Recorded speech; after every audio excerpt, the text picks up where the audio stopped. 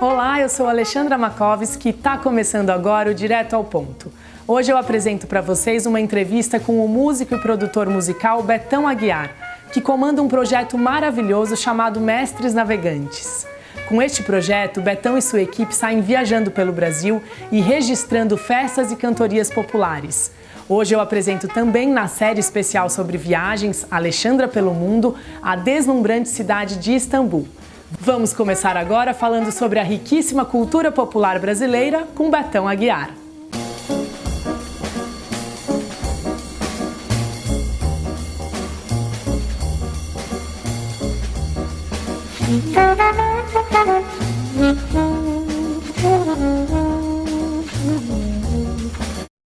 Eu converso agora com Betão Aguiar, músico e produtor musical, idealizador do projeto Mestres Navegantes, que vem registrando manifestações culturais populares aqui no Brasil há quase 10 anos.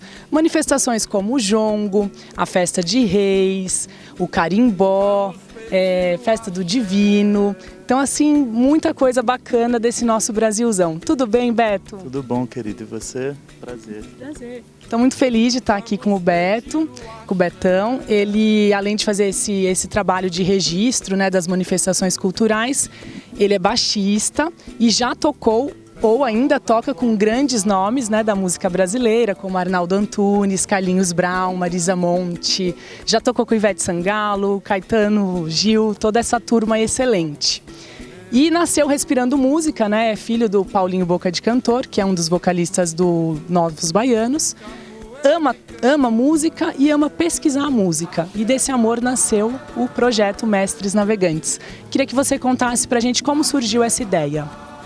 Olha, Alexandre, eu como você falou, nasci nesse meio, né, da música, assim, fui criado ouvindo música. Para mim foi muito natural começar a tocar a partir de um ambiente saudável para isso. E o projeto dos Mestres nasceu de uma época que eu viajava com o Moraes Moreira bastante. E eu tive a oportunidade de participar de um outro projeto parecido com esse, chamado Música do Brasil, do Hermano Viana. Mas eu participei acompanhando o Moraes num episódio que eles fizeram sobre a música do trio elétrico. E eu recebi o projeto, eu fiquei muito encantado com a música do Brasil e fiquei querendo começar a pensar em alguma coisa para se fazer com isso. E depois, anos depois, eu estava encanado em estudar antropologia, sociologia, assim, alguns anos depois, e já morando em São Paulo, assim, e acabei, por um acaso, indo parar no Cariri, e reconectei com uma coisa de deslumbre de cultura popular que aconteceu comigo em Pernambuco, com o Moraes também, de ver os tambores silenciosos, porque eu fui criado no interior de São Paulo e no interior da Bahia. E então eu tinha uma base sólida de cultura popular desses dois lugares. Eu não conhecia muito de outros lugares, ouvia falar do Pernambuco, do Maracatu e tal. Então com o Moraes eu tomei essa pancada de chegar e ver aquele monte de tambor e, na Noite dos Tambores Silenciosos, né? E maracatus e afoxés e tal. E eu tinha essa referência das congadas de São Luís do Paraitinga, que eu fui criado lá, que minha família é de lá, meu bisavô foi juiz lá e tal. E tinha muito do candomblé, das coisas de bloco afro da Bahia também. E aí, a partir do Música do Brasil, eu fiquei inquieto com isso. Quando eu fui para o Cariri, me deu essa ideia de registrar, por conta da urgência mesmo, 2 pilotos que são a origem desse projeto Mestres Navegantes, que foi o disco do mestre Aldenir, do Reisado, que é para mim um mestre dos mestres. Tem até um texto do Rosenberg Cariri, que é um diretor de cinema super legal de lá, falando que o Aldenir é um dos mais importantes e tal. E ele fez um disco lindo contando como era o Reisado e apresentando várias músicas. Ele já é um senhor, o Aldenir. Aldenir é um senhorzinho lá do Cariri. E esse piloto eu fiz meio bancando, contei com a ajuda de amigos, de equipe, de gente de lá, do Cariri, que me ajudou, que me recebeu, da Casa Grande, que é uma fundação maravilhosa de lá, que as crianças que cuidam.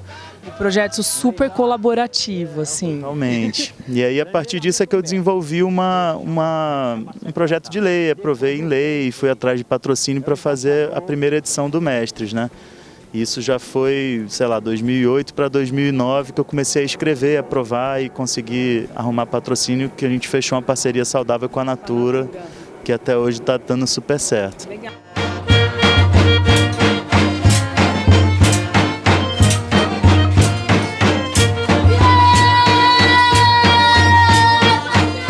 por fim, o Natura Musical abraçou o projeto, né? E vocês já estão na terceira fase. A primeira fase foi gravada em São Luís do Paraitinga e no Vale do Paraíba. A segunda no Cariri, na região do Cariri, no Ceará. E agora no Pará, que está sendo lançado o segundo lote, né, de discos que vocês fizeram. Queria então que você comentasse um pouquinho de cada uma dessas fases. Na verdade, assim, são 4 edições, né? Sim. A primeira de São Luís a gente fez 5 discos, a gente gravou os grupos de Congada, de Moçambique, de Jongo, de Folia do Divino, Brão, um monte de coisa. E depois a gente foi pro Cariri e fez 10 discos, acho que muito por causa do meu romantismo e da minha paixão por isso, porque a entrega era menor, eram 8 discos só que a gente tinha contratado, né? Daí você resolveu ultrapassar por amor. Também porque eu sinto que é uma coisa que eu faço muito, eu entendo a coisa de salvaguardar o patrimônio, claro, como uma coisa assim, é bonito você achar legal, a gente mostrar para a televisão e todo mundo achar bonito, mas eu acho muito mais importante que o mestre ache que o que ele faz é bonito. Sim. Então desde sempre eu achei que fazer um disco com uma coisa impecável de arte, com coisas de fotografia lindas, que também que zelasse pelo cuidado com cada um, que não expusesse um grupo só na capa, mas que fosse um símbolo, alguma coisa iconográfica daquela manifestação, porque senão tem ciúme entre eles. Então tudo isso é muito pensado para que no final o mestre olhe e fale, caramba, olha que lindo aquilo que a gente faz, sabe? Sim.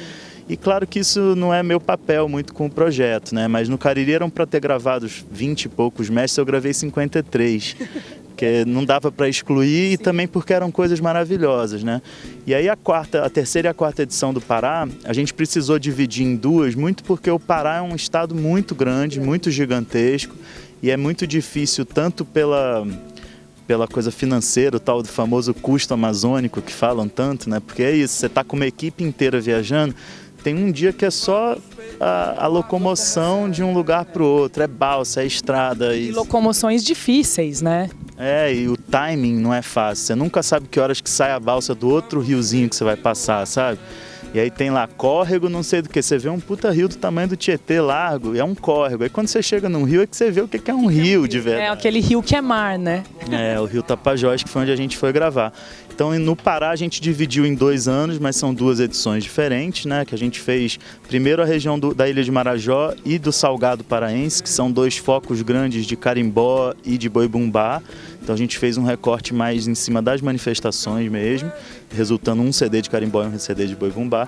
E agora esse último que a gente fez, que está lançando agora, foi na cidade de Bragança, que é uma cidade super importante, e no Cametá, que é um outro município que é um balneário, assim, é um conjunto de ilhas fluviais que tem um monte de quilombos, é muito bonito, é um dos lugares mais bonitos que eu já fui na vida, assim, sabe? E as manifestações são chamadas como nesses 2 lugares? Olha, em Bragança tudo gira muito em torno da Marujada, né, que é uma manifestação bem antiga. Então tem o Regional da Marujada, que toca alguns ritmos diferentes, por isso que geralmente eu chamo de gêneros de manifestação, para poder dividir também com os ritmos, né?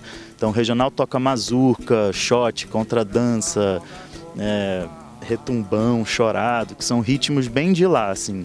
E aí teve uma coisa que tem lá que chama pássaro junino, né? Que são autos teatrais, assim, de pássaros. Eles criam operetas, acho que tem muito a ver com a colonização inglesa, francesa, que teve o Teatro da Paz, o Teatro Nacional. Isso é apresentado ao ar livre? Na rua, geralmente é para junho, né, na época de festa junina, que eles têm tipo cada ano eles compõem de 20 a 25 músicas para aquele pássaro. Então tem o Irapuru, é um pássaro famoso. E, enfim, esse que a gente gravou é o Pássaro Bragantino, que esse ano eles fazem lá diferente, que eles escolhem um pássaro por ano. E a similaridade é que eles usam a rabeca como instrumento melódico também, que é o principal elemento da marujada, sabe? Eu acho maravilhoso, sou muito fã do mestre Salustiano, né, que já faleceu, mas ele é de Pernambuco, né, o mestre Salustiano. E lá, então, a rabeca é forte também, nessa região do Pará. Em Bragança a rabeca é uma coisa super tradicional. Essa manifestação, a Irmandade da Marujada, estava completando 217 anos no dia que a gente foi filmar. Então é uma coisa muito antiga. E eles têm uma correlação com a coisa do outro lugar que eu fui, que é Cametá, que é o seguinte: na época de capitanias hereditárias, o porto principal daquele pedaço do Brasil, do Grão-Pará, Santa Maria do Grão-Pará, que incluía o Maranhão e o Pará, era São Luís do Maranhão. E depois de lá, o primeiro era Bragança. Então ali se negociavam muitos escravos e tal. E a maioria desses escravos... Era uma região economicamente importante também, né? Super. Na verdade, esse pedaço do Brasil se reportava à coroa direto. Eles nem passavam pelo Rio de Janeiro, que era muito mais rápido ir direto até para a coroa, sabe? E os escravos, na verdade, que iam fugindo ou ganhando liberdade ou comprando, né, a alforria e tal, eles iam parar nesse fundo da Bahia, que é como se eles fossem de Belém subindo o rio Tocantins e chegavam nesse lugar que é o Cametá, que você hoje ainda nada com boto, com fruta que cai do pé e boia na sua frente, enfim. Paraíso, assim. Super paraíso. Aconselho visitar. Eu já vou pôr aqui na minha listinha, que do Pará eu até te comentei, eu conheço a região do Tapajós, que é maravilhosa, ali de Alter do Chão, e naveguei um pouquinho pelo Arapiuns, que é um dos afluentes do Tapajós, e eu já fiquei encantada, então preciso colocar a região de Cametá. É o Rio de Baixo. Que é o Rio de Baixo. E assim, para quem está assistindo a gente, acho legal falar que eles têm alguns vídeos que foram gerados no projeto Mestres Navegantes, no canal do Vimeo, né? Que é www.vimeo.com/mestresnavegantes. É muito legal porque são vídeos lindos. Eu fui assistindo alguns, daí eu queria comentar alguns personagens que aparecem, que daí a gente joga aí um trechinho para o pessoal ver e se familiarizar um pouquinho. Então, lá da região do Vale do Paraíba, de São Luís do Paraitinga, eu assisti um pouquinho o Renaud Martins, o mestre Renaud Martins. Queria que você comentasse um pouco sobre esse mestre. Olha, o Renaud é uma figura muito querida. Ele, na verdade, o nome dele é Renaud, mas chamam ele de Agenor, porque ele precisou abrasileirar o termo. Ele é uma figura muito especial e tiveram várias histórias ao longo da produção com ele, assim, de dificuldade com horário, que acaba tudo dando certo, porque ele mora 1 hora e pouco de São Luís, né, na zona rural. E ele é uma pessoa incrível, um coração enorme. Ele faz a coisa do brão, que é uma das manifestações que está acabando, do calango, que são coisas que já estão extinguindo de uma certa maneira, muito por causa dessa coisa do enfraquecimento do rural, né, do sistema rural.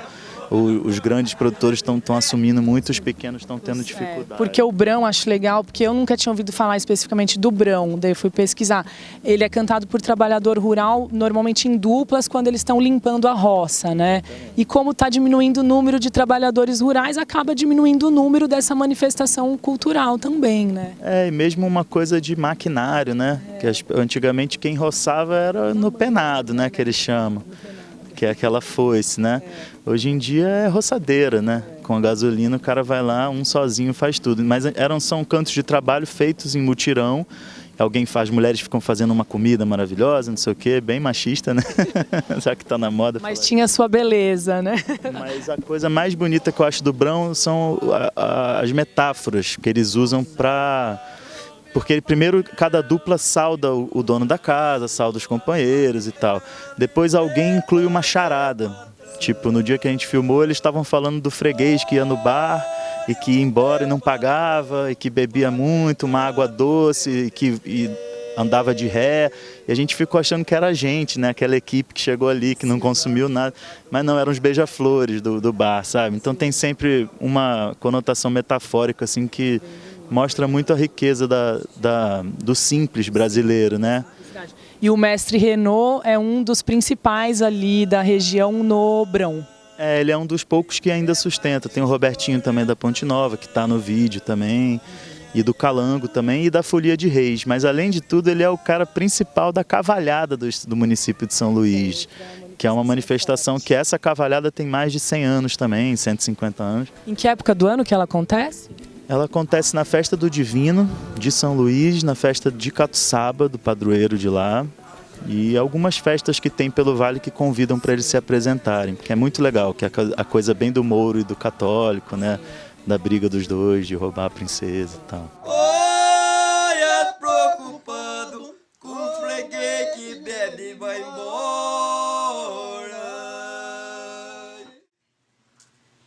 Eu pergunto pra você se ele freguês vem todo dia. Eu pergunto pra você se esse freguês vem todo dia. Para finalizar aqui, eu estava lendo o site do Natura Musical, achei muito bonito eles falando que uma das razões de investir nesse projeto é valorizar a sabedoria milenar, uma sabedoria que vai de geração para geração, de pai para filho, de mestre para aprendiz. E o próprio nome do projeto leva, né, Mestres Navegantes, e você está em contato todo o tempo com esses mestres. Então eu queria que você falasse para nós o que é para você um mestre. Olha, acho que o mestre é aquele ser humano que sabe coisas, né, que tem um saber específico ou ampliado. E nesse caso da cultura popular eu sinto que é meio quem tem uma certa liderança na manutenção dessas coisas, que chama os meninos, que ensina uma coisa, que leva adiante, que também articula um pouco a comunidade. Acho que os mestres têm um pouco essa função social de articulação e de importância perante decisões. Assim, em São Luís mesmo, a coisa de, sei lá, o Matéia, que é um mestre de folia, foi decisivo na coisa da reconstrução. Tem até um trabalho de um dos meninos que trabalha comigo que fala uma tese de doutorado que fala exatamente disso, de como a cultura popular ajuda a reconstruir as coisas, né? Mas acho que tem essa coisa de navegar também nesse sentido. São sabedorias milenares, às vezes, sei lá, uma festa do divino é uma coisa que veio da Alemanha, de 1200 e tanto, de séculos passados, que veio também navegando, veio chegar nesse Brasil, que veio misturar, navegar através de gerações também, e agora no meio digital também, né? Legal, foi um imenso prazer conversar com você, admiro muito o seu trabalho e estou acompanhando. Obrigado, querida, prazerão também, boa sorte aí para vocês. Obrigada. Saravá, jongueiro velho, e veio pra ensinar, e Deus dê a proteção pra jongueiro novo, pro jongo não se acabar.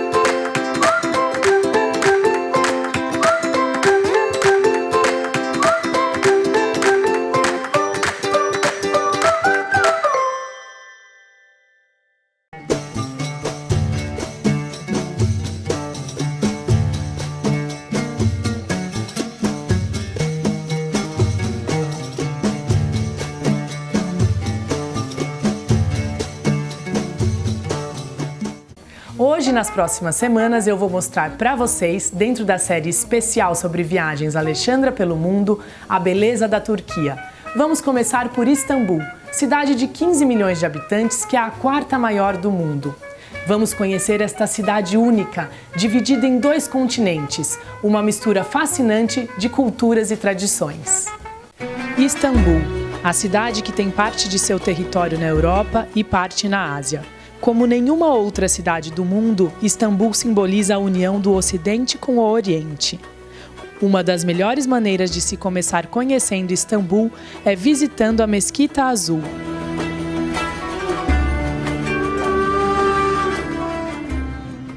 A Mesquita Azul é uma das construções religiosas mais famosas do mundo. Foi erguida durante o reinado do sultão Ahmed I entre 1609 e 1616. O nome foi dado pelo fato de a mesquita ser forrada por azulejos azuis, vindos da tradicional região de Iznik, no auge de sua produção. A construção é imensa e pilares gigantescos sustentam as cúpulas. Para entrar na mesquita, as mulheres devem cobrir a cabeça com um lenço. Na parte central, só os homens podem circular. Todo o interior da mesquita é coberto por um imenso tapete vermelho com flores azuis, e as pessoas têm de tirar os sapatos e caminhar descalças. O tapete é tão macio e confortável que muitos turistas sentam e até deitam no chão para descansar. Este é um costume muito marcante no mundo muçulmano, se sentir à vontade no chão, provavelmente pelo fato de eles rezarem assim. Por este motivo, os tapetes têm um imenso valor no universo islâmico. Uma grande leva de turistas passa por aqui todos os dias, mas as portas se fecham para os visitantes na hora da reza. Perguntamos para o segurança se poderíamos ficar, e para nossa surpresa ele permitiu. Os turistas foram saindo e eu e minha família permanecemos. Esperamos quase 1 hora até que a reza se iniciasse.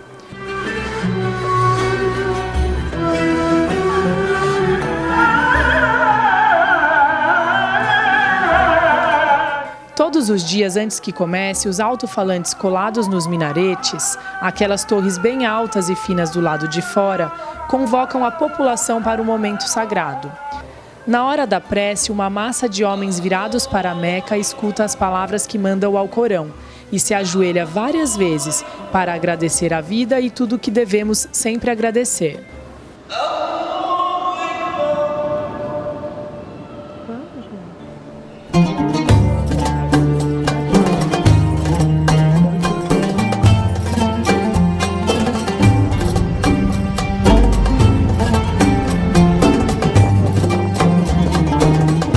Um passeio delicioso para se fazer no fim da tarde em Istambul é o cruzeiro pelo Estreito de Bósforo. Várias empresas oferecem este serviço durante todas as horas do dia. Quando se chega ao porto de Eminonu, logo se vê que o Bósforo apresenta um tráfego intenso, com grandes embarcações transportando as pessoas que vivem nesta cidade para um lado e para outro. No cruzeiro, diversos pontos importantes podem ser avistados, como, por exemplo, a Santa Sofia e a Mesquita Nova, que se localiza bem em frente ao porto e ao lado do Bazar de Especiarias. Seguindo adiante, temos a visão da Fortaleza da Europa, erguida por Mehmet, o Conquistador, em 1452. Durante o cruzeiro, passamos também por baixo da Ponte do Bósforo, que liga a parte europeia à parte asiática da cidade. Esta foi a primeira ponte construída sobre o estreito que divide Istambul. A construção começou em 1970 e terminou em 1973. É a 9ª maior ponte suspensa do mundo, com uma extensão de 1.074 metros e uma altura 64 metros acima da água.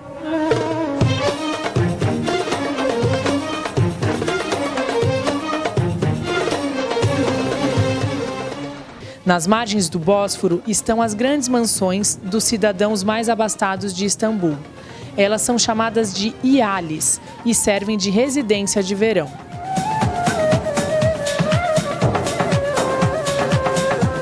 No caminho da volta, o sol está se pondo e é possível observar a silhueta da Torre de Gálata.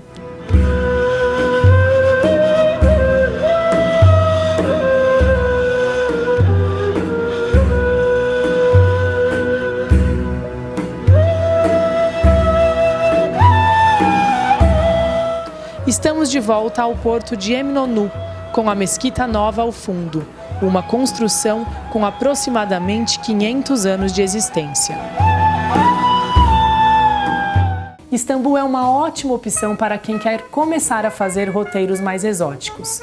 É uma cidade que vai te apresentar a cultura oriental e também a cultura muçulmana, mas sem chocar. Para quem assistiu a nossa matéria e começou a se empolgar para conhecer a Turquia, eu indico a Voage, uma agência de viagens aqui da nossa cidade, que está com um pacote muito legal que inclui Istambul e mais algumas cidades turcas. Com este pacote, você vai passar por Istambul, pela capital Ankara, pela Capadócia, por Konya, por Eğirdir, por Pamukkale, por Éfeso e por Kusadasi. Em 9 dias você conhece todas estas cidades. E você deve estar pensando, para conhecer tantos lugares, este pacote deve ser caro. Mas não é, o preço é incrível. São somente 10 parcelas de aproximadamente R$ 580 por pessoa. O pacote inclui passagem aérea, hotéis, transporte de uma cidade a outra e passeios dentro de cada cidade. É só ligar para a Voage 4521-8800.